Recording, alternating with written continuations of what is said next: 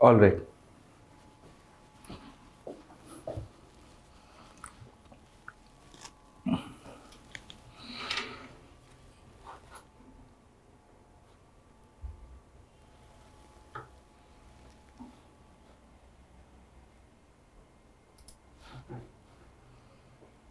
Okay. Sorry for the minor technical slang. हो जाता है कभी कभी. And this also became your default break as you were done with 1 hour anyway. We now get into the formats and the types of federalism. We're going to first understand asymmetrical, symmetrical, vertical, horizontal. So let's spend some time and get these basics right. So what is asymmetrical federalism? Asymmetrical federalism is understood to be the is supposed to be the unequal distribution of power among the constituent units of a federation in the political, administrative, and fiscal sphere. In India, this asymmetry is between both vertical and horizontal mechanisms. So, asymmetrical federalism is nothing but that no doubt the center is stronger than the states. That's not the issue. It's about how the states are we dealing here. So, what happens here is A, the center is stronger than the states, and B, some states have more powers than the other, or all states don't have equal powers, right? This could be in terms of representation to the Rajya Sabha, certain other welfare and administrative powers, and so on and so forth, right? Yes, Abhinav. Now, we'll do the procedure also. Okay. Now, like many federations, India has de facto asymmetrical federation, which basically means that the size, the population, wealth, and influence will have a certain impact. So, if UP has the maximum number of seats to the Rajya Sabha, to the Lok Sabha, the highest vote count for presidential elections is because UP has an extremely high population, right? Similarly, when we give certain special powers, certain special provisions for the northeastern part, it's because of their geographical terrain, because of their economic difficulties, that they have to be given certain additional protections. If you think about it, this is also an application of equal protection of law, but not to people, but also to states. So what is vertical asymmetry? See, vertical asymmetry is that it is simply that the states and the center don't have equal relations, which means the all states are not equal before the eyes of the center. How a parent may not love all the siblings equally, similarly all states are not equal before the eyes of the center, and amongst the states also some sibling is better than the other sibling. So when all states are not equal in the eyes of the center, it's called vertical asymmetry. So what does this mean? This means that the center can decide the future of the states in terms of territory. Second, the center has the powers to create union territories. We've got emergency provisions. You do not have equal say when it comes to constitutional amendments. Only a few require ratification of the states. And the center enjoys overall precedence on legislative, administrative, and fiscal matters. So vertical asymmetry is the same thing as center stronger than the states. And horizontal asymmetry is the differentiating powers between the states. Okay, is the differentiating power between the states. So let's understand this, and there are two parts of it. Let's look at it. First is among states, and the second is the union territories. So let's spend some time. Not all states are equal in India, and there's a difference in order to accommodate the specific local, historical, and geographical contexts. As I was telling you beforehand, Rajya Sabha does not have, unlike the US, where all states of the US have an equal number of seats to the Rajya Sabha equivalent of the US, which is the Senate. That's not the case in India. In India, the number of seats allocated to each state is dependent on the population of the state, and that is how elections are subsequently conducted. And then we have certain special provisions for some states under 371, where the governor can discharge some special responsibilities, which the governor does so in the discretion which is guaranteed by the Constitution. Right? Now, Article 371 says that, for example, these are just examples. You just need to know these examples for the mains. These examples are not going to be asked. These examples are not going to be asked as far as the prelims is concerned. Okay, not important for the prelims, only important for the mains. Okay, so for example, the governor can set up development boards for Maharashtra, Vidarbha, in the Maharashtra region, the Vidarbha region, the Marathwada region, and similarly the governor can do that for Gujarat in Saurashtra, Kutch, and the rest of Gujarat. Similarly, 371A says no law that can be made by the parliament in relation to Naga customary law and procedure, including civil and criminal justice, ownership and transfer of land, will apply to Nagaland unless the Nagaland Assembly decides to do so. Further, the governor of Nagaland has a special responsibility regarding law and order within that state. This also makes you understand how in 2013 there was a question with respect to the petroleum and natural gas ministry directives, which basically wanted to have precedence over mining and exploration matters. Similarly, in 371B, you have a special provision for Assam, where legislators from tribal areas could be formed. A committee could be formed to look after their interest. These tribal areas later were bifurcated and became Meghalaya, and this has been a massive dispute in the last year as well.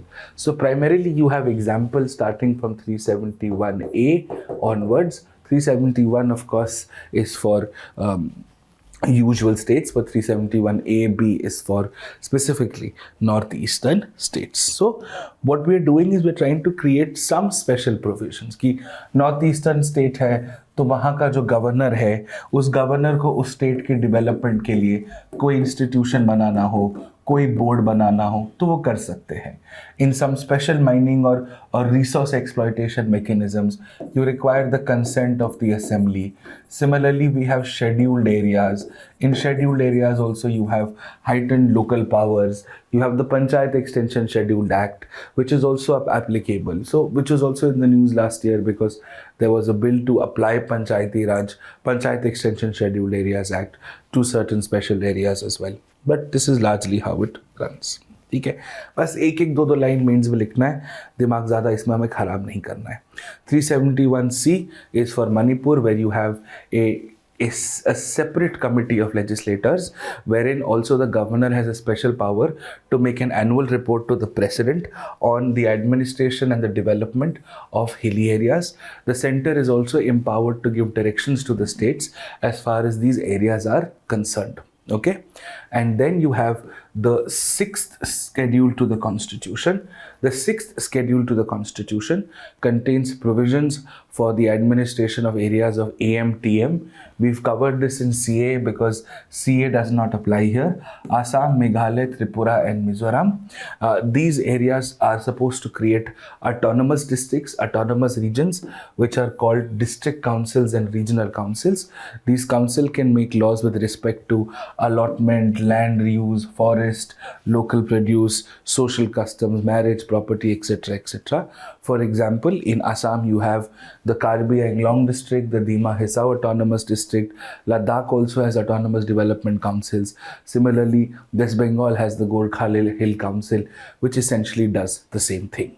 So this is the 6th schedule to the Constitution, which provides for some special powers to some special areas, to some special states. बस इसके ऊपर ना exam में कुछ आएगा, ना आपको इसमें अपना दिमाग लगाने की ज़रूरत है. ठीक है? All right. Now, As far as union territories are concerned, as you are understanding, in union territories they're also not equal.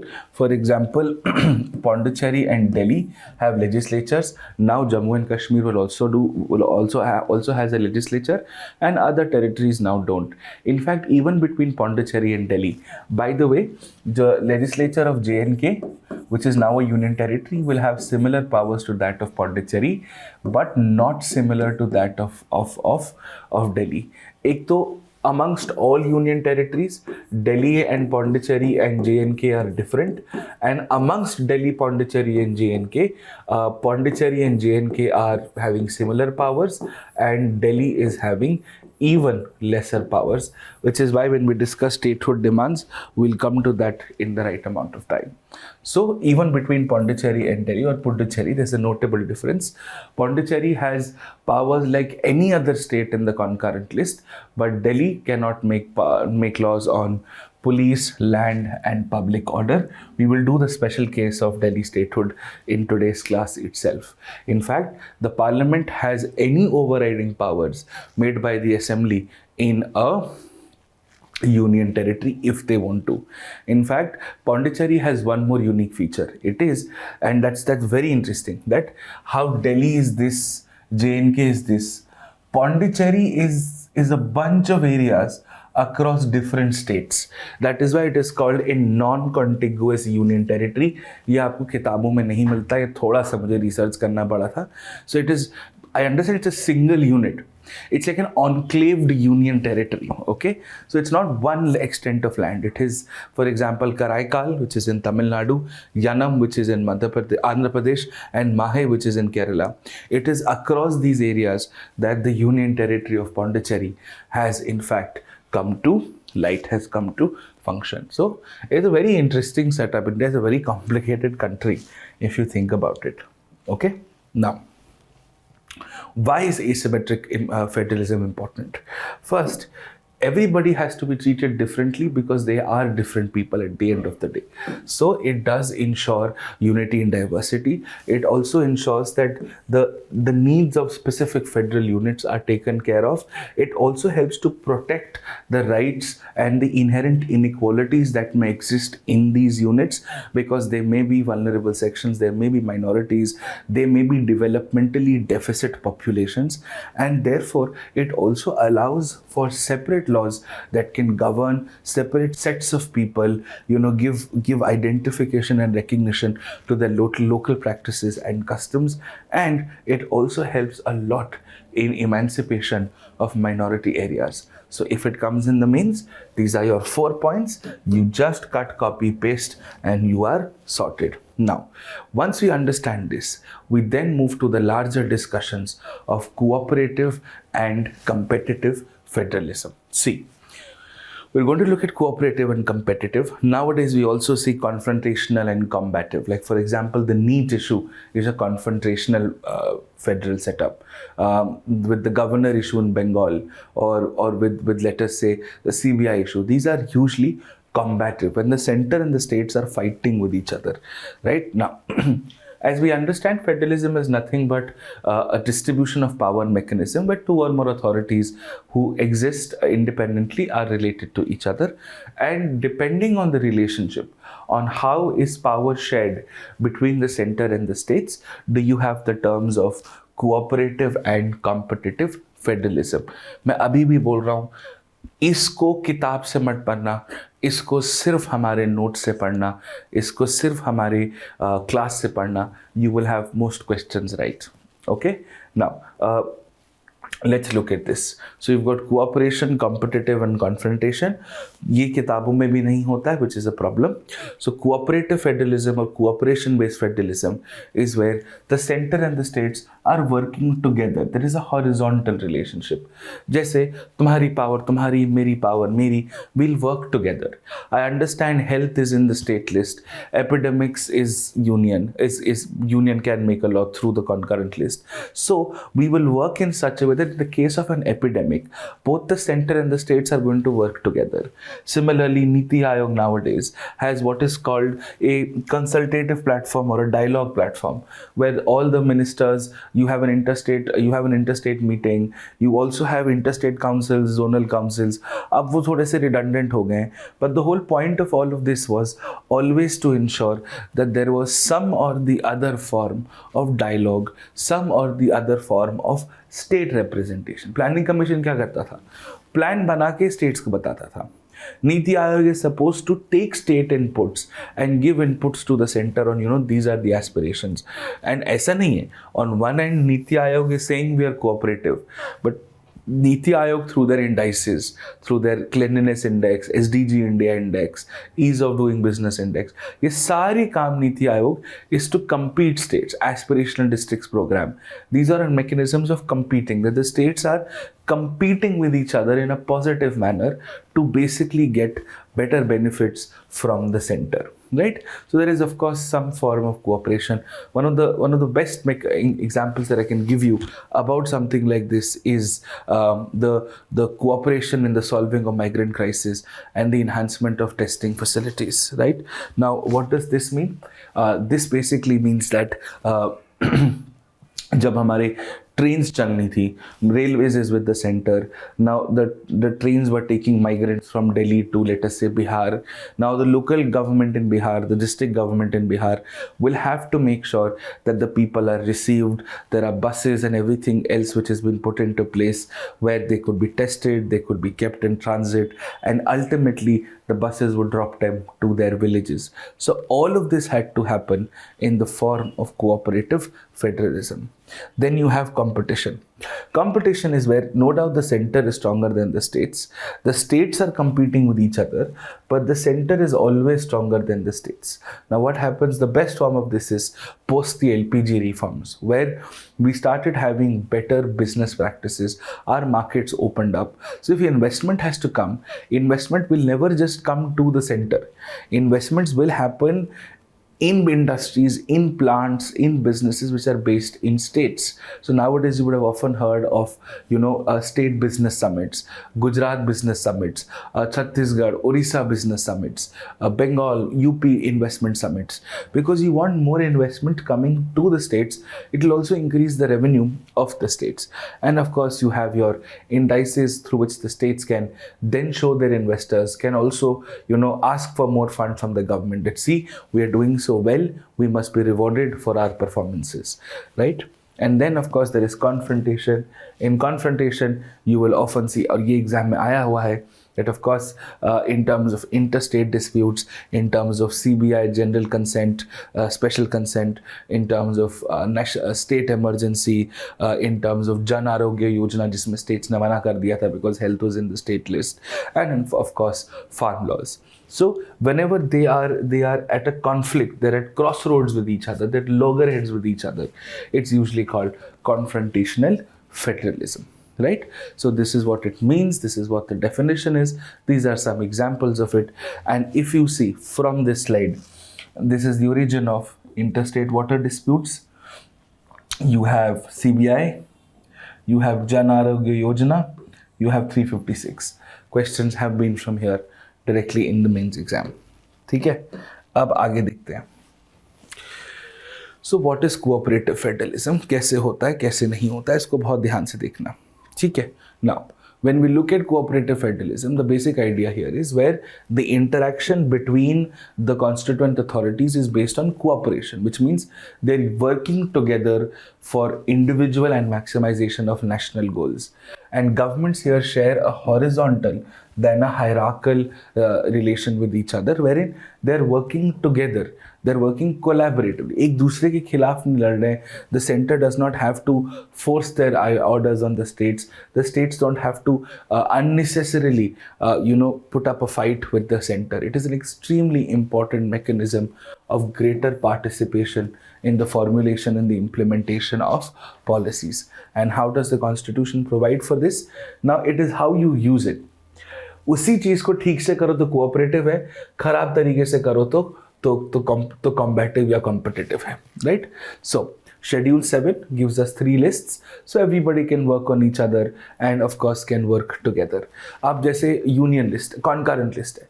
Now concurrent list में education is there, so center makes a law that says ये हमारा 12th तक होगा. Now the states can make their own boards and say ठीक है, we have 12 years of school education, so we can have some regional diversity for our states in that school education. तो वो कर सकते हैं.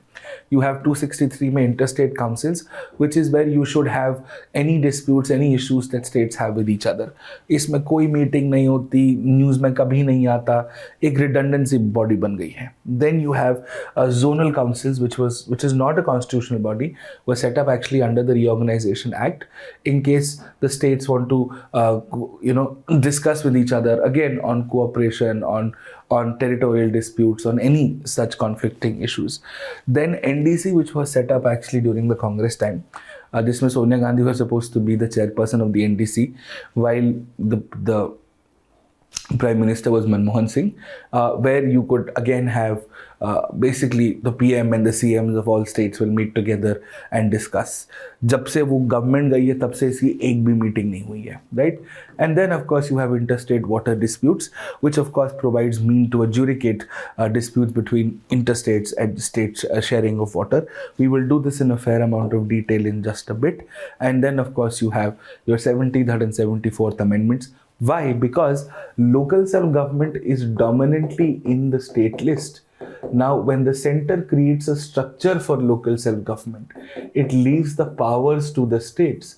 तो सरपंच हर स्टेट में होगा, ये guaranteed है. But सरपंच की power क्या होगी उस स्टेट में? That will depend on the state. That will depend on how much the state wants to give powers to the sarpanch. All right. So this is how it is done. This is how it is usually progressed and processed. ठीक है. So this is something that we must know. ये आपकी cooperative federalism के basic features हैं. 100 word लिखने होते हैं. इससे ज़्यादा क्या ही लिखोगे?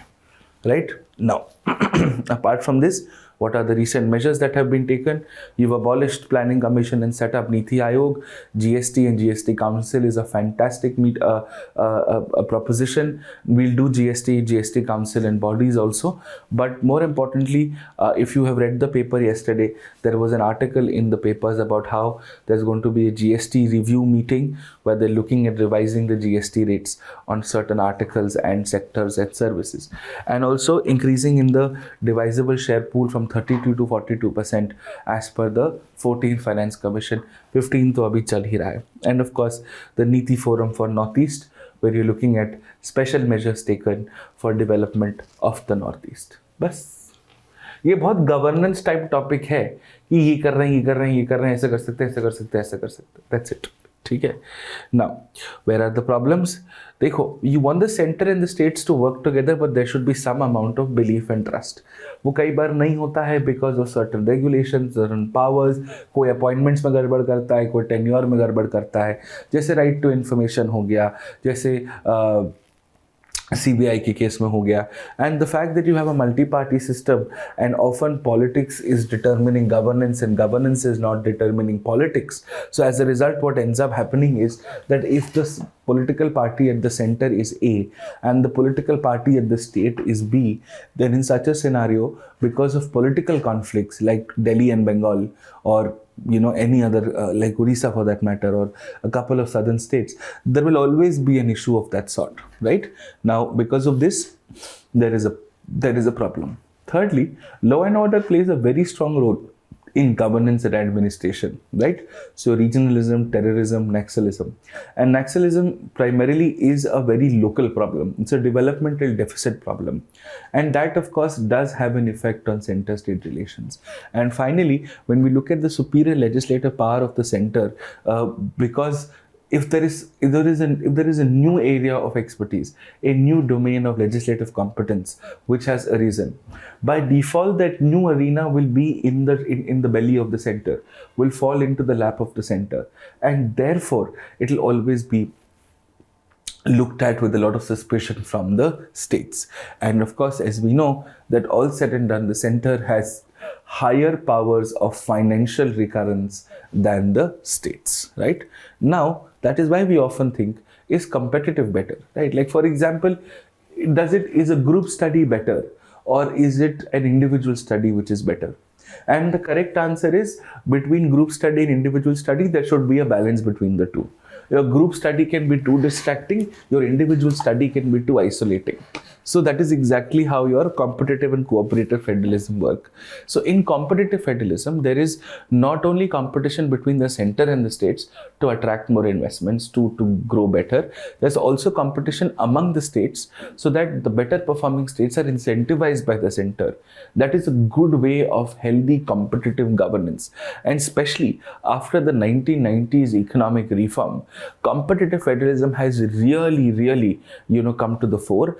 And also because of this, the gap between the rich and the poor has widened. Today, when we look at a relatively open economy, we look at certain kind of endowments, which is basically funding, when we look at certain investments, resources, all of this has, of course, led to greater competition, better infrastructure, but also it has made sure that development is actually happening on ground. It's not just a central policy which gets announced, it's also locally from the states that things become better. And that is why you must understand that the more developed your state is, the more likely is it that investors and businesses want to set up, shop there. Which is why union government will always devolve funds to the states on the basis of the previously allocated funds. Right now, what are the steps being taken to foster competitive federalism? This is extremely important. The steps that have been taken to foster competitive federalism are very simple. First, competitive federalism is firstly not a part of the basic structure.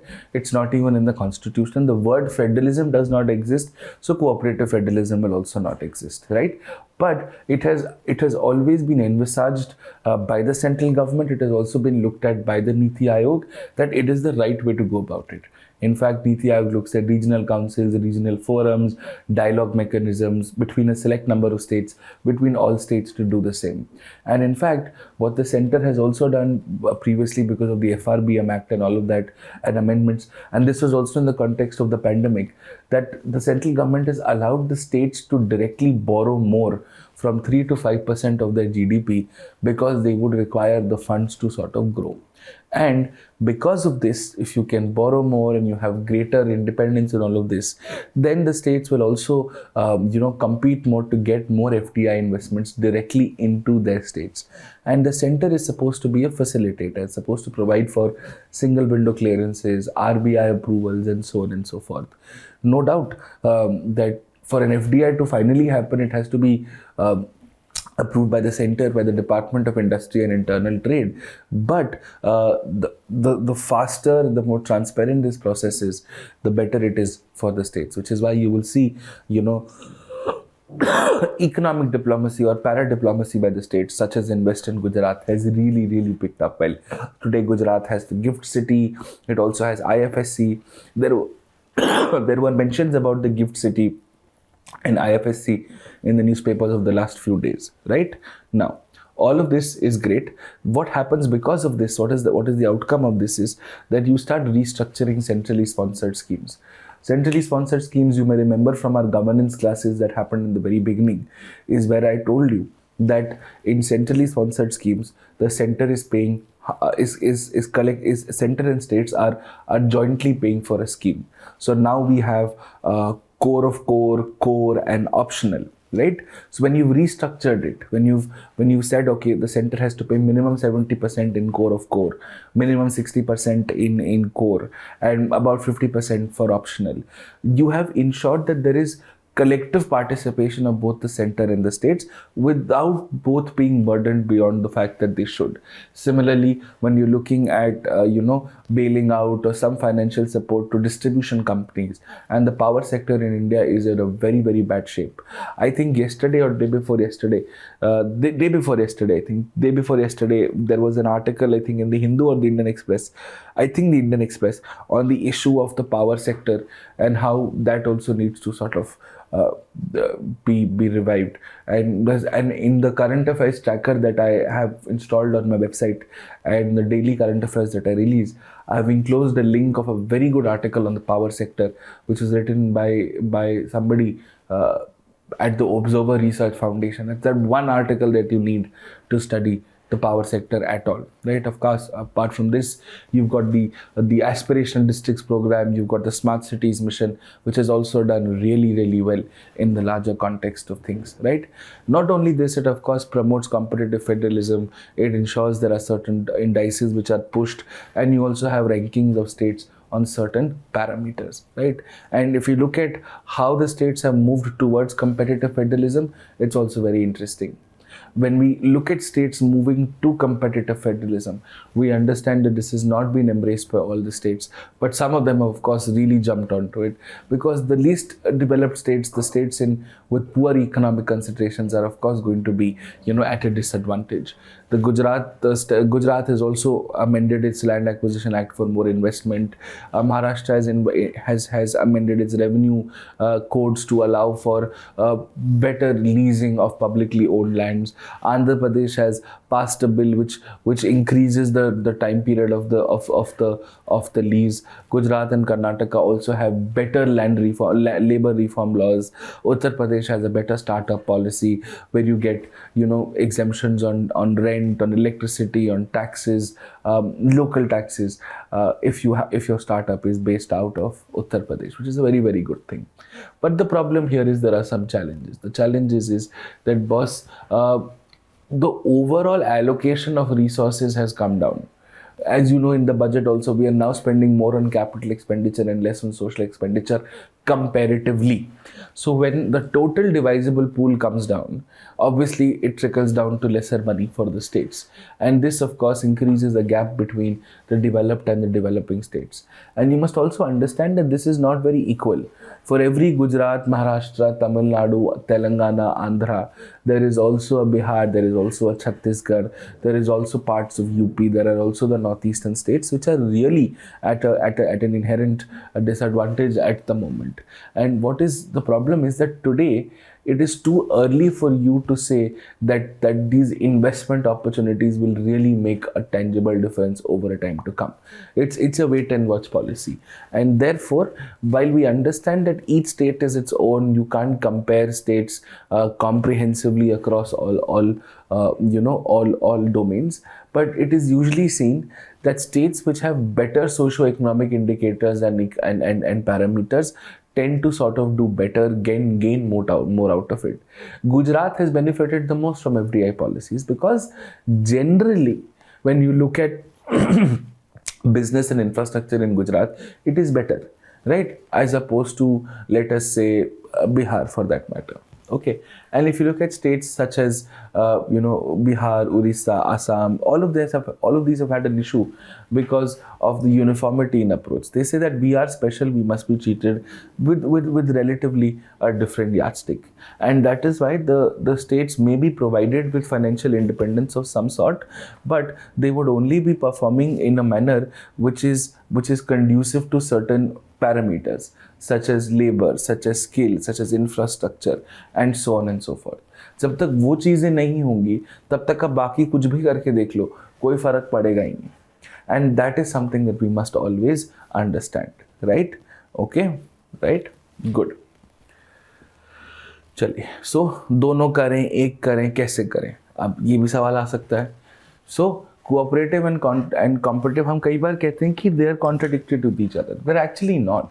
They're actually two sides of the same coin. In fact, one of the most recently released publications of the Niti Aayog talks about how competitive federalism is a force multiplier to achieve the objective of cooperative federalism. If everybody has to be the best, then you have to cooperate with each other, है ना? Like for example, you will often see that if each country, for example, what is Quad? Quad is cooperative, cooperative diplomacy, and ऐसा नहीं, the countries within Quad are also competing with each other, but they also need to be together so that they can all grow together, and at the same time they can also compete with each other to be the best in whatever they want to be the best at. right? And therefore competitiveness is something which has always worked well. Isn't that why most of us do well, why most of us study hard, why most of us want to be better? It's because you know that competition makes you work harder. It is a greater more, it is very, it's a great motivator, but it should be healthy. Competition, you may never ever have competition just with another person. You have to be better than what you were yesterday. As long as you're better than what you were yesterday, you are on the right track, right?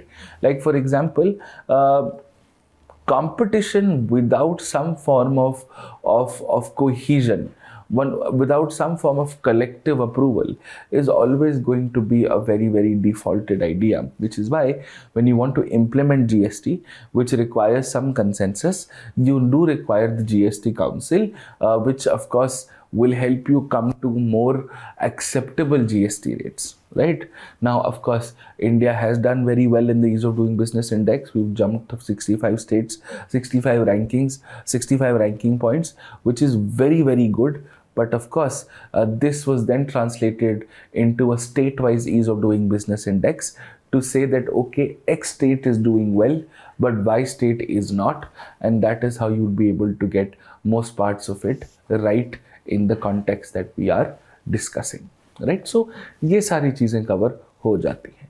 Then you have the aspirational district program, the smart city program, in terms of agricultural reforms, in terms of agricultural markets, agricultural technology. All of this will always lead to collective development of good governance, right? And it is of course the nudge of competition that makes us get better. So what all can India do? India are complementary ideas. Centers should support the backward states, should also make sure that this is a team India approach. You should really start working on interstate councils. You've really not used them to the right potential. States must be always given greater autonomy with health, education, land, labor. For local and grassroots issues, the states must always be given the highest amount of priority. There must be expert panels. We should have better robust policies which can be used, and on contentious issues have proper dispute redressal mechanisms. On international issues, at least discuss with India, discuss with the states. The center can't go fight an agricultural subsidy issue on its own in the WTO. At least have some form of recognition by the states, right? And then and lastly, if a state is doing well, Kanyashri was a great scheme in Bengal. We must really acknowledge it, we must really like it, and we must really promote and applaud it, right? And therefore your conclusion is India should have a mix of cooperative and competitive federalism. In fact, it is the hallmark of policy making, and even in a diverse country like India, you will require a balance between the 6 pillars of federalism: autonomy, integration, centralization, decentralization, nationalization, and regionalization. Extreme political centralization or chaotic political decentralization both can lead to the weakening of federalism, and therefore it is a challenge. But federalism must reconcile the need for this so that there is unity on one hand and regional autonomy on the other. तो इससे आपका जो basics of theory of federalism है, बाबा 2 घंटे लगे, and we are sorted with the broad theory of federalism. Do we understand this? Is this okay? Yes? अब समझ में आया? कोई दिक्कत किसी को? Any issues, anyone? Is this okay? Is this fine? Any issues, anyone?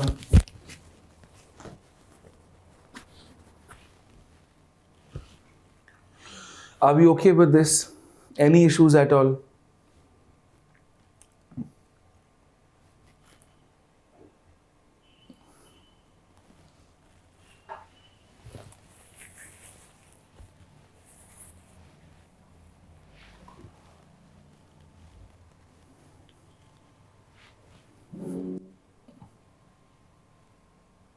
Clear?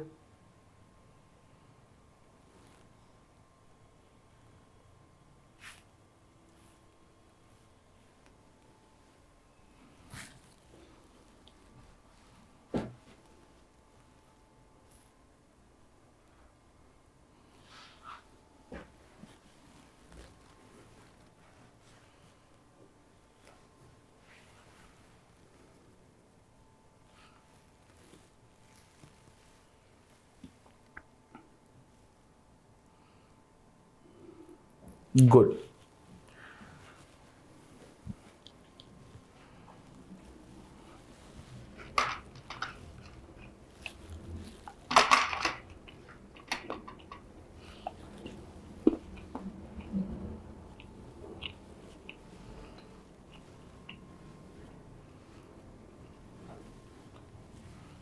Good.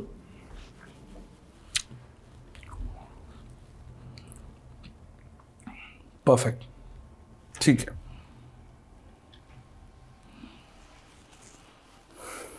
All right. Done. Sorted. अब हमारा 15th फाइनेंस कमीशन है. इसके सेंटर स्टेट रिलेटेड इश्यूज हैं. फाइनेंस कमीशन अपॉइंट कैसे होता है, रिमूव कैसे होता है, we will do in bodies. But the implications of the 15th Finance Commission on center state relations we will do right now. You can take a 5-minute break, है ना, because these are very heavy topics, right? प्रखर, that is also because of Delhi, right? ये अभी पहुंचेंगे हम. शिवानी, पुरानी किताबों में सरकार या पूंजी उठा के मेरे को मत बताओ बेटा. हमने सरकार या पूंजी हमने ऑलरेडी गवर्नर में कर लिया है. Whatever is relevant we will, and ये जो रिकमेंडेशंस हैं ये सब हम वहीं से निकाल के उसको हम बेटर करके लिखते हैं. ठीक है. गवर्नेंस का प्रखर is because Delhi is the capital region, so you will understand why Delhi has been treated differently, right? That's the only exception. अभी हम करेंगे. You can take a 5-minute break.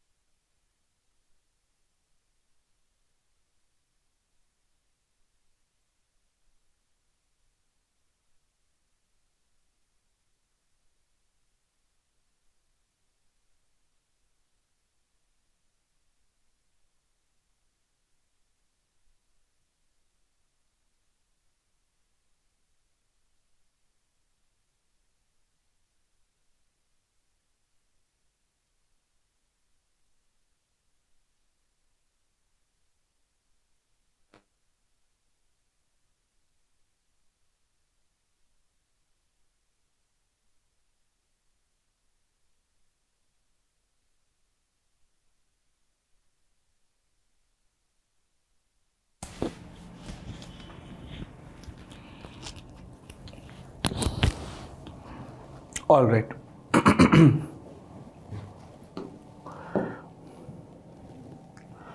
I'll also, Shivani, give you a handout on Punchi and Commission separately, which you can use for other areas also. But हमारे लिए जितना relevant है हम already cover कर रहे हैं.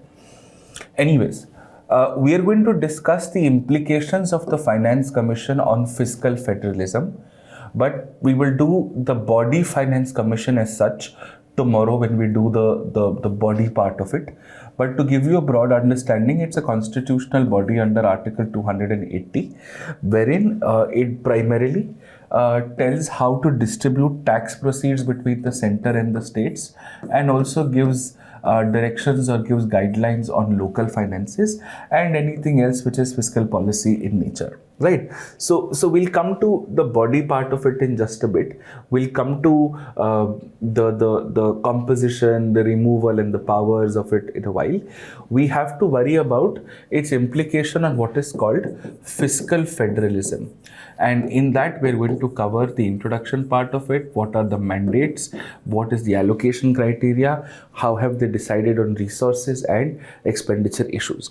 I must warn you beforehand, this is slightly technical. So I would require you to have absolute attention on this. And of course, I will go a little more in depth with things like this. So why are we talking about this? We're talking about this is because the final report of the 15th Finance Commission is titled Finance Commission in COVID Times, and this is the report for 2021 to 26. Now, this commission was originally supposed to be for 5 years, but was extended by 1 year in 2019 after the bifurcation of the state of J&K in 2019, wherein an additional allocation has been made for the state of J&K and the development of it. Right? Now, this is the first planning commission after the end of the first finance commission after the planning commission era had ended. Now, the second finance commission has to submit 2 reports because it was bifurcated into 2 parts. Now, some very interesting data points of the finance commission is that the 6 Hindi belt states, the northern states, which constitute about 42% of the population, are given approximately 48% of the total tax revenue. And the 5 southern states that we are referring to, the South Indian states, which constitute 21% of the population, are given 15% of the shareable pool. If you see the first 2 data sets, you will understand that there is an advantage to the North Indian states. Now, the problem here is, here you award tax revenues or distribution of tax proceeds on the basis of population. Now, the southern states have done well in controlling their population. So instead of rewarding them with more money, we've reduced their money. We have reduced this money because, right. So they've reduced the money here largely because of the reduction in population.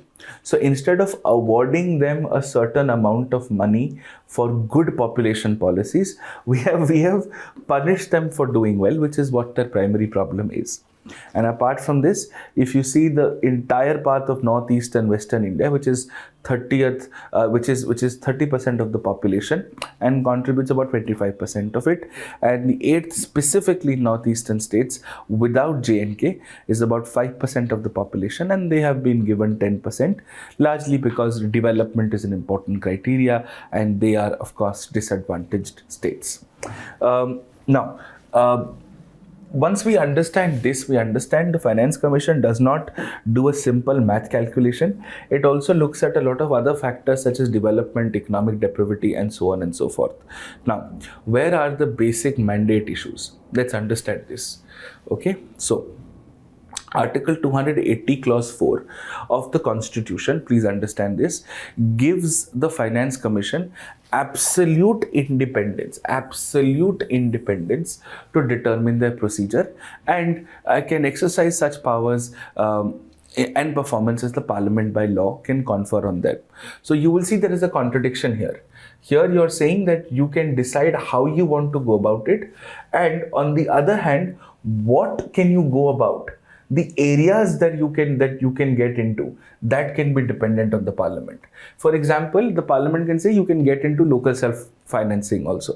You can recommend to the states, this is how you should spend local self financing. That may be changed. But how do you determine local self-government financing? That essentially would be the mandate of the parliament.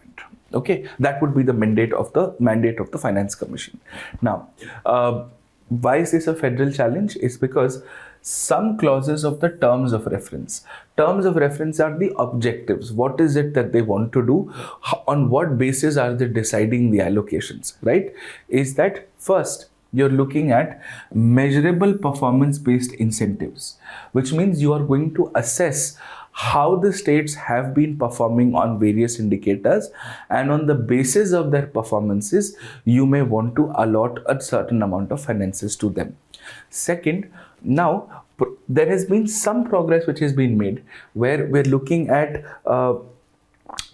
towards the replacement rate of, say, population, so your total fertility rate or replacement rates of population, implementation of schemes, promoting ease of doing business, sanitation, solid waste management, and sort of ending open defecation. The better you do, the more money ideally you should be given. This is where these are the broad indicators that they've been looking at. And apart from this, they've also been looking at enhancing the collection of tax, the processing of tax, and the distribution of tax under GST, and of course the control or lack of it in an expenditure on populist measures. That your money should be spent for what it needs to be spent. It should not be spent on money which garners you the most amount of votes or garners you the most amount of public admiration, because what may be right to spend may not get you the right kind of eyeballs, right? I'll give you a very simple example. A very populist measure in UPSC coaching or in UPSC teaching is, you teach Lakshmikant, for example, in polity, or you make you are very, dramatic about it. But no, if you see, my classes are very dry, and I'm sorry if I'm a very boring teacher, and I'm apologetic for it. My classes are never for the populism. It's not for students to say, oh wow, what a dramatic class, what a fun class. My classes are never fun. My classes will never ever be fun. But my classes will make sure at least that your marks are taken care of. मेरा एक ही purpose है. So that's very similar here. Populism is fun teaching, right? It may not necessarily be marks-oriented teaching, right? So similarly. And I'm again very sorry. I understand that my classes are very boring sometimes, and I get that, but you must understand that I have a larger responsibility to make sure that your exam goes well, apart from giving you a good experience of learning, right? And classes don't have to be fun to be good. Classes can be content rich and still be good, right? Apart from this, there are also larger issues of public financial management on which the Commission has absolutely no idea about, has absolutely no expertise over, has no authority over, and for which the bodies should be the people who are elected representatives. They should be the ones deciding it. The problem here is the Finance Commission has also gotten into public financement, right? The Finance Commission has also gotten into guidelines of how money should be managed, and money should be, sort of distributed across government agencies as well. And the problem here is that the term populism itself has, of course, different meanings to different peoples, and of course can lead to a higher and heightened amount of debate, right? Okay. Now,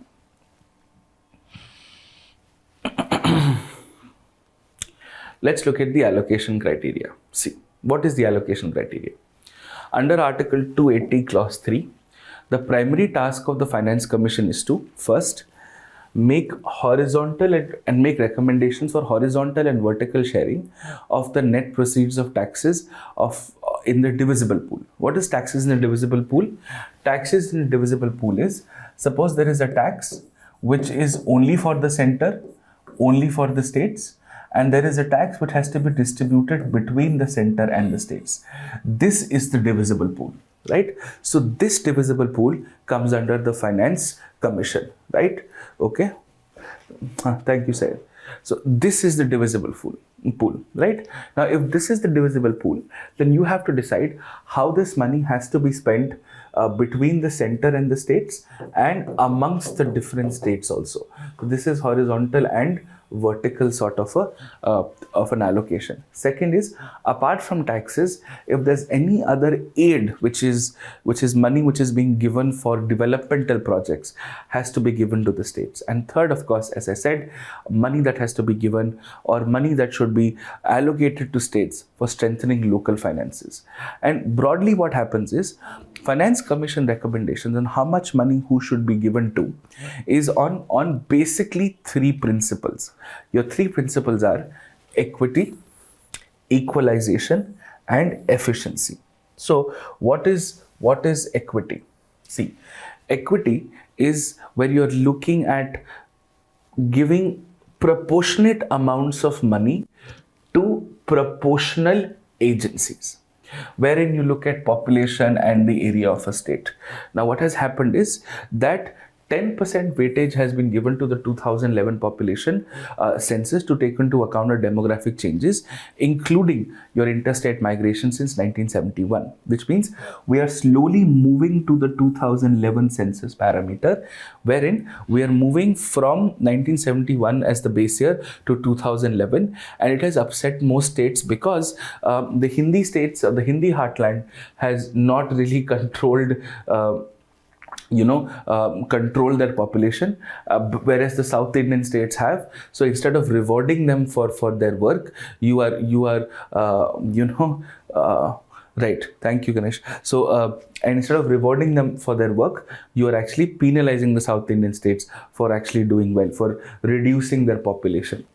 Equalization is when you look at parameters such as distance of per capita income or fiscal capacity from the most prosperous one. Like, for example, if let us say Gujarat is prosperous, how far is Bihar from Gujarat, and what can we give to Bihar to come to the same level as Gujarat, right? So that is something that must be understood in the right amount. So that is an equalization parameter. So distance of per capita, wherein you look at 50% to income distance, 15% to area, 7.5% to forest cover. So suppose let's say there is an X amount of per capita income difference between Gujarat and Bihar. So the amount of money that has to be given, 50% of the weightage of that money would be because of the difference between per capita incomes between Gujarat and Bihar. And then, of course, you have efficiency. Now, efficiency is very broad. There is no specific criteria for it, such as what have the states done to ensure there is better collection of taxes, to ensure that they are paying up their interest payments on time, they are sharing tax revenue, sending it to the center. Because what happens a lot of times in taxes, there is somebody who's imposing the tax, there is somebody who is collecting the tax, and there's of course tax which is to be distributed. So a lot of times, even a tax which has to be, it's a central tax, it is sometimes collected by the states and sent to the center. So how fast and how well are you doing it? Now, today we've raised it to 42% after raising it by 10%. Now, what has happened is this 42% in the 15th Finance Commission has been mellowed down to 41%, and 1%, by the way, here is a very big number. Okay, and allocating that 1% to J&K, because you need special funds to sort of restructure the infrastructure and everything else for J&K. So 14th ने 42 कहा था, हम 15th ने भी 42 कहा, पर कहा कि यार 42 में से 1% हम जो है वो J&K को अलग से देंगे, because they are a newly formed union territory with the legislature. Okay, so that is something that has been understood. ठीक है, अब where do you get the money from? What are your resources? How do you decide on these funds? See, when we look at the recommendations here, these recommendations for reducing off-budget borrowings or for ensuring the stability of direct tax rates and thresholds have been acted upon in the 2021-2022 budget last year. क्या मतलब हुआ इसका? इसका मतलब ये हुआ कि apart from the money that you have to borrow as per the budget, right? And of course, to ensure that your tax rates are uniform across the country, right? These thresholds, these minimum tax rates, इसके ऊपर borrowing नहीं करेंगे, ये सब already finance minister अपने budget में recommend कर चुका है on the recommendations of, in fact, the Finance Commission. However, some recommendations of the Finance Commission have been ignored at the moment. Like, for example, restoration of revenue neutrality for GST rates. मतलब आपका revenue कितना भी हो, आपका GST rate उस sector के revenue पे stable होना चाहिए. वो अभी तक इन्होंने नहीं किया है. दूसरा, recommended for a rationalized structure for GST by merging 12 and 18% and converging into a 3-rate structure of a merit rate, a standard rate and a demerit rate of 28 to 30%. अभी क्या है, for example, conferences happen. Suppose if hotels have to be booked for conferences, if the room rent is less than 7,500 rupees, then the GST is 12%. If it is more than 7,500 rupees, then the GST is 18%. So depending on the kind of products that people buy, there are differentiated rate mechanisms. So you should have a uniform GST tax slab structure. वो किया नहीं है. उससे क्या होता है? Because there is a multiplicity of GST rates, the structure becomes very complex, right? And of course, there's the professional tax. This professional tax is levied by 21 states at the 1988 rate of only rupees 2,500 from income from professions. Now, and you must understand that this base rate of 1988 has gone up so high because of inflation. Professional incomes have increased so high that it is important for you to raise the base tax rate from 2,500 to 18,000 as a simple additional professional tax charge. वो अभी तक नहीं किया है, right? So by the way, lawyers have a professional tax, CAs have a professional tax, and so on and so forth. CAs also have a GST, by the way. Lawyers is GST at source, by the way. Okay, we as teachers have to pay GST on our own, right? So that is that. Now, there are some issues with expenditure also. The Finance Commission recommended that health expenditure should be more than 8%. ना इस बार के budget में ना पिछले बार के budget में 8% कहीं नहीं पहुंचा है. Second, the public health expenditure should be increased in a manner to sort of reach 2.5% of the GDP by 2025. वो भी अभी तक नहीं हो पाया है, right? I'm talking about just public health. Public health expenditure is the health that you spend on awareness, on solving larger issues. Like, for example, tobacco is a public health problem. Gutka is a public health problem. Sanitation is a public health problem. Open defecation is a public health problem.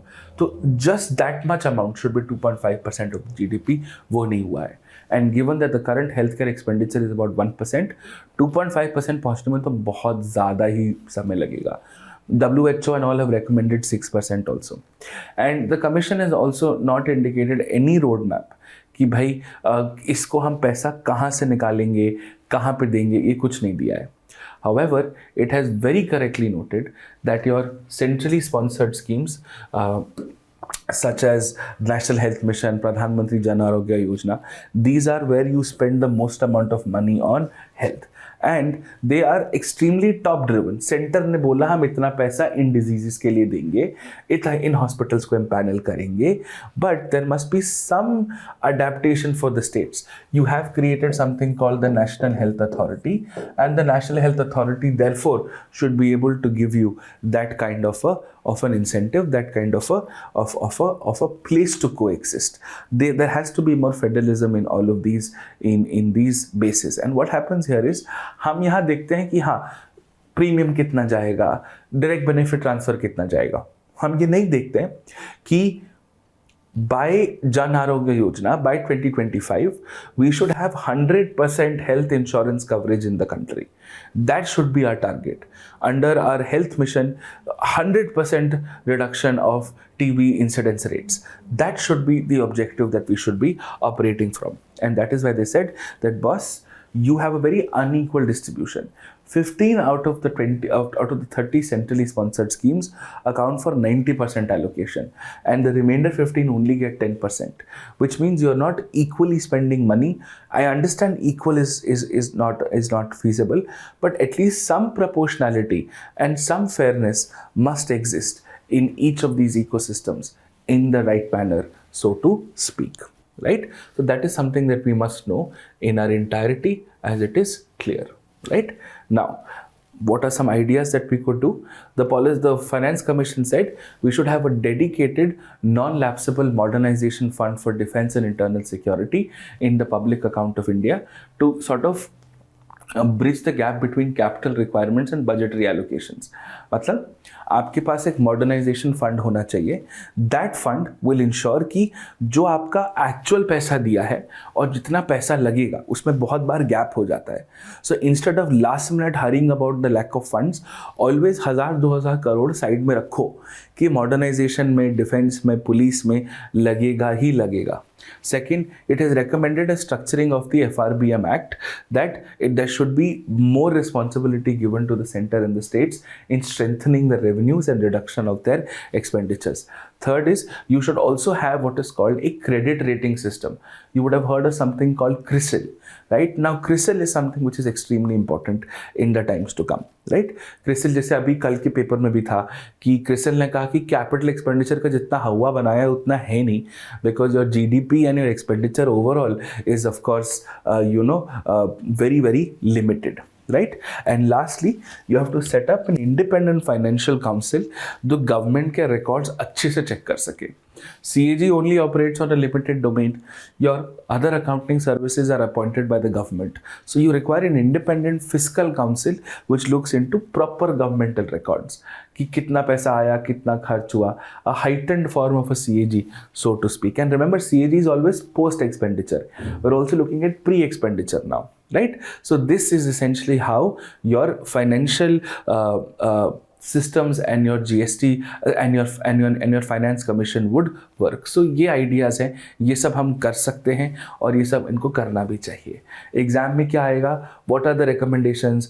How are the recommendations being implemented? बस इतना ही आएगा. Clear on this? Understood? Okay, good.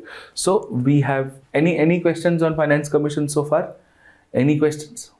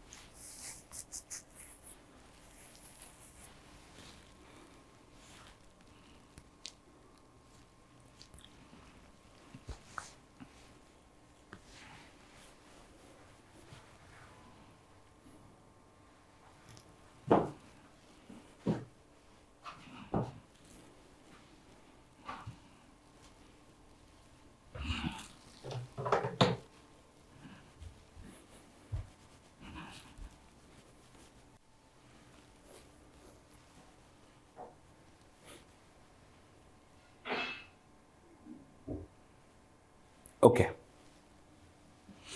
done. Now we will look at some special cases जो हम दिल्ली और इन सब की बात करते हैं. So we'll of course look at some special cases or some special areas such as union territories. ठीक है. Now, see, similar to many federations, India also has a de facto asymmetrical federal setup, right? Which is based on size, population, wealth, and influence amongst federating units. हमने discuss करा था. For example, you have Nagaland under 371A, Sikkim 371F, Mizoram 371G, JNK 370. In fact, the fifth schedule also provides for a lot of distinctive, right? A lot of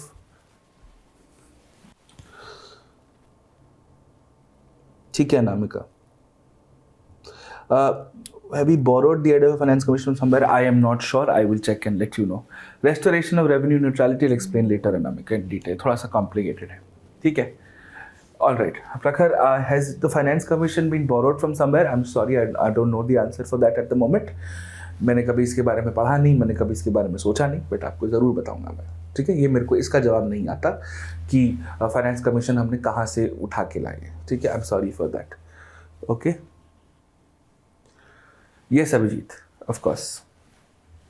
Now, apart from this, the fifth schedule of the Constitution does comprise of distinctive provisions for scheduled areas and scheduled tribes. You also have Assam, Meghalaya, Tripura, and Mizoram AMTM for sixth schedule. And union territories are generally in accordance with provisions of 239 to 241. Delhi के case में 239 में constitutional amendment होता है. You have 239 AA and all of that, which is where Delhi and Pondicherry come in. And of course, the justification of the creation of union territories is because they're too small and they're too geographically isolated, or there is a separate cultural social group. There are often interstate disputes, and sometimes there are needs of a dedicated territory where the central government is going to sit, and of course some cases colonial heritage. So on the basis of these reasons are why union territories are often created. Okay, now मतलब union territories एक तरह से देखा जाए तो state और centre का mid point है, राइट ना.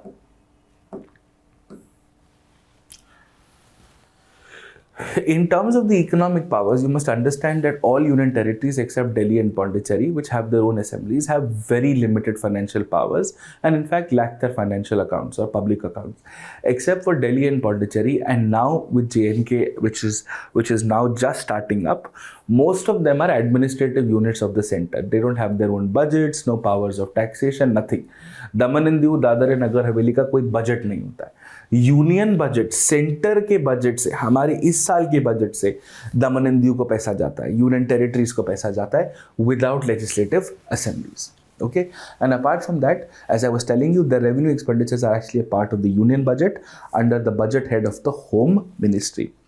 Delhi and Pondicherry have unlimited powers as long as they're generating their own revenues financially.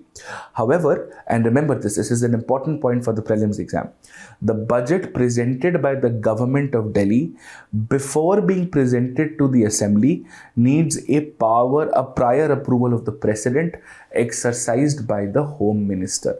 So on the advice of the Home Ministry, the president gives an approval to the Delhi budget, which then the chief minister of Delhi or the finance minister of Delhi will read out on the floor of the Delhi Legislative Assembly. This is an important point because Delhi is still under a union territory and is not a full-fledged state. This often gets asked in the prelims, which is why I have given this to you separately. अब पहले पौंडीचेरी की बात करते हैं क्योंकि पौंडीचेरी से दिल्ली पे फर्क पड़ेगा. This is something most people don't understand. There have been judgments on Pondicherry which are going to have an impact on Delhi. Okay, so Pondicherry primarily comprises of 4 enclaves, right? Which are of former French India, right? So there's the Pondicherry district, and that's the capital of the union territory after which it is named. There's the Karaikal, which is bounded by Tamil Nadu. There is Yanam, which is between Andhra Pradesh and the Bay of Bengal, and there's Mahe, which is enclosed by Kerala. So it's a 4 enclaved union territory. And very interestingly, which a lot of people don't know about Pondicherry, is only if you do enough research on this and if you read enough on it, you'll understand. Pondicherry is the only state or union territory where you have a 4-language formula, wherein Tamil will be the official language for official purposes, Malayalam would be the official language in Mahe, Telugu in the Yanam region, and English has been given the state of a link language which could be used in any of the regions, which is something that most people don't know. It's often not given in most textbooks also. And there are some heightened nomination powers of the Lieutenant Governor. The Supreme Court has in fact upheld that. So this is a case with respect to some political instances. So the governor gets to nominate some members, right? The Supreme Court upheld the induction of 3 BJP members as MLAs in the assembly by the centre without unilaterally consulting the elected local Congress government. अब यहाँ पे क्या था? In this territory, some members would be made a part of the assembly and these are your Anglo-Indian members जो पहले थे अब नहीं रहे. The Anglo-Indian members were directly nominated by the center, of course, through the governor route without consulting your elected local government. Now, there is a very, very important case which is currently pending in the Supreme Court, which is Union of India versus Lakshmi Narayan, which is whether the governor, the lieutenant governor in the case of union territories with legislatures or union territories, is the administrative head of the Pondicherry of the government.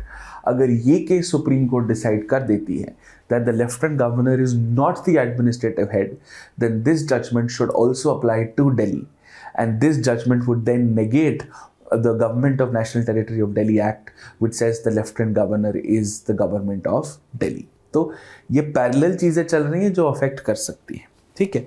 All right, now with respect to Delhi, ठीक है, मतलब पौंडीचेरी में इसके ऊपर कुछ करने की ज़रूरत है नहीं, बस इतना ही एक इशू चल रहा है और ये इशू इस नॉमिनेशन की वजह से आया था, ठीक है. So the court is still continuing to discuss the larger question out of it. Okay, now ये Kiran Bedi was the governor, lieutenant governor of Pondicherry at that time, ठीक है. एनीवेज, अभी I don't think she is the lieutenant governor of Pondicherry at the moment. So Delhi owes its distinctive status. Delhi क्यों है? Because of its long history and its capital state. आप दिल्ली को Washington DC से compare कर सकते हो. The difference is Washington DC, which is where the central government of the US is basically based out of, it is in one concentric circle region, कि वो उतने ही एरिया में है. But all of you, some of you who are offline batches, most of your offline batches, आपने देखा होगा दिल्ली में सेंट्रल गवर्नमेंट की बिल्डिंग्स ऑल ओवर दिल्ली है. कुछ वसंत कुंज में है, कुछ वसंत विहार में है, diplomatic regions all over the city हैं. Then you of course have buildings that the government is taken on rent. So there is a lot. Geographically Delhi central government in Delhi is spread all over Delhi, not in a defined region की इसके बाहर नहीं होगा. Right now, as the capital of the nation, Delhi performs certain unique functions, such as, it helps the central government in fulfilling its constitutional mandate by macroeconomic stability, handling currency, defense, internal security, external relations, and diplomatic missions. Delhi में ही तो चाणक्यपुरी है, मद्रास या बॉम्बे में थोड़ी ना है Chanakyapuri. Right now, what are the basic developments? See, it started in 1991. The 69th Amendment added a new article called 239AA. उससे क्या हुआ? We renamed Union Territory of Delhi as the National Capital Territory of Delhi, and we designated that there is going to be a Lieutenant Governor who is going to be the administrator of Delhi with the powers to promulgate an ordinance when the Legislative Assembly is not in session. Because of this, Delhi didn't even become a state or even a half state. It remained a union territory but was granted a legislative assembly like Pondicherry. ठीक है, तो that is how the Legislative Assembly of Delhi came to be. Now, what happens after this is that a case in 2018, which was asked in the mains exam, the government of NCT of Delhi versus Union of India, in which the Supreme Court held that हर बात में lieutenant governor का agreement is not necessary. The question is the nature of references which is made by the lieutenant governor to the president under 239AA4, कि मतलब lieutenant governor of Delhi का जो मन करेगा वो, सपोज दिल्ली गवर्नमेंट ने कुछ प्रपोजल भेजा असेंट करने के लिए, लेफ्टिनेंट गवर्नर का जो मन करेगा वो प्रेसिडेंट को भेज देगा क्या? Is it like the governor of any other state कि तुम्हारा जो बिल मन करा तुमने प्रेसिडेंट को भेज दिया? In that case the supreme court held you can not do this mechanically. आप ये नहीं कर सकते कि हाँ कोई भी स्टेट है, कोई भी प्रपोजल है, कोई भी इशू है, कोई भी एडमिनिस्ट्रेटिव इशू है, एग्जीक्यूटिव इशू है, लेजिस्लेटिव इशू है, जिस पर गवर्नर के लेफ्टिनेंट गवर्नर के साइन चाहिए. अब जैसे फॉर एग्जांपल लॉकडाउन ऑर्डर्स हैं, ठीक है, अब वो कई बार लेफ्टिनेंट गवर्नर के नाम पे इशू होते हैं. Will the Lieutenant Governor send every lockdown order that Delhi issues to the President of India? No. That is what the Supreme Court said. हर चीज मत भेजो, तुम वहां बैठे हो, तुम्हारा खुद की अकल लगाओ. You are a figurehead of a democratically elected government. Okay.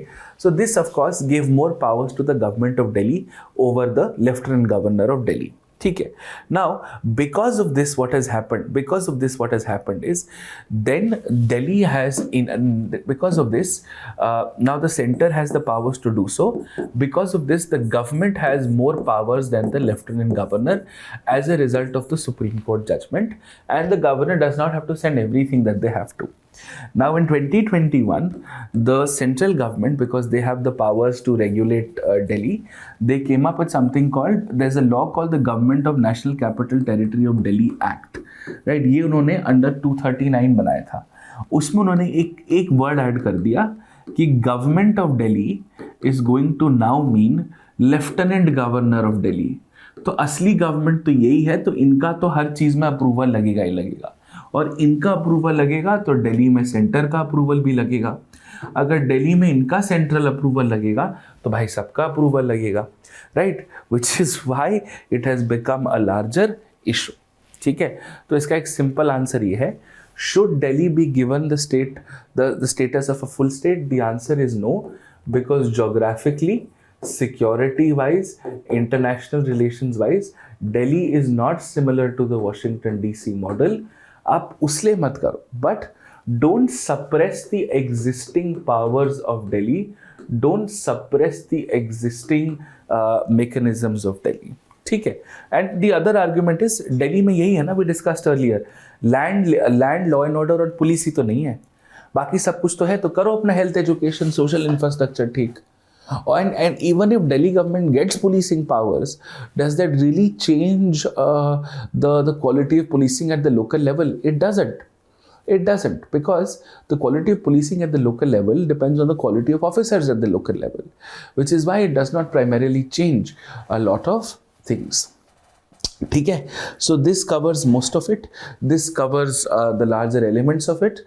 We are done, we are sorted.